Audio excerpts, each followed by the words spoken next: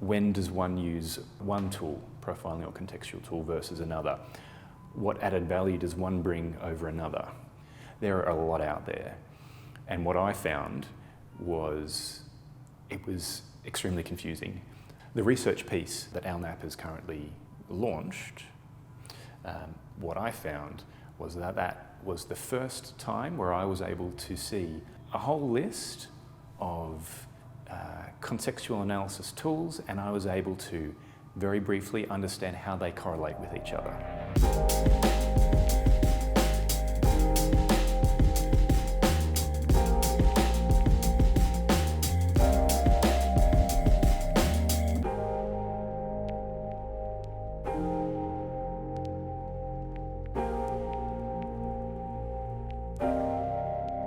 While they all help us understand context, the 25 different tools that we looked at in the research, they're also different from each other in a number of ways. Some of the tools take a few weeks to carry out. Some of them take more than 6 months.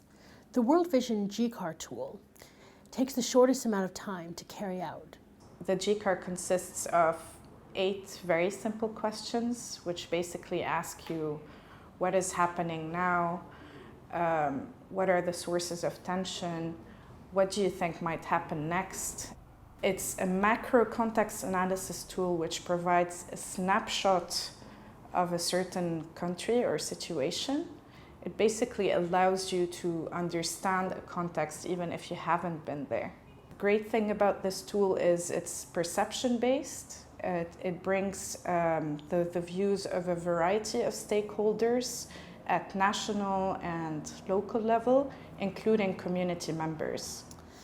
One of the tools we looked at was displacement profiling, which is a process often led by the Joint IDP Profiling Service known as JIPS.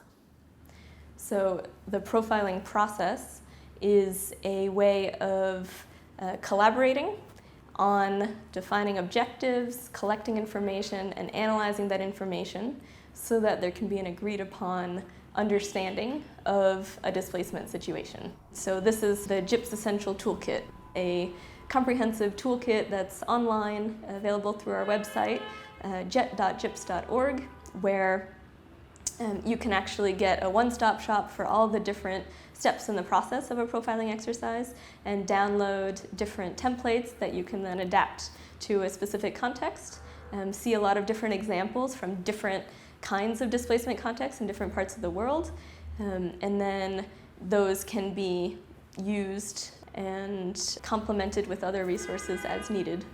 Concern Worldwide has a contextual analysis tool that is used across programs.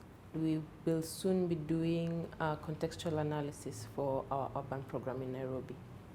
Nairobi is a cosmopolitan city. Like most of these cities, there are a lot of complex things that come together in terms of context. The contextual analysis is to help us come up with program options that will be holistic and integrated in a way that we respond to the actual needs of the communities that we work with. One of the tools that we looked at are the city and neighborhood profiles that UN Habitat have been using in a number of different crisis contexts in Syria, in Gaza, and in Lebanon. Lebanon is a highly urbanized country. Approaching 9 out of 10 of the residents live in urban contexts.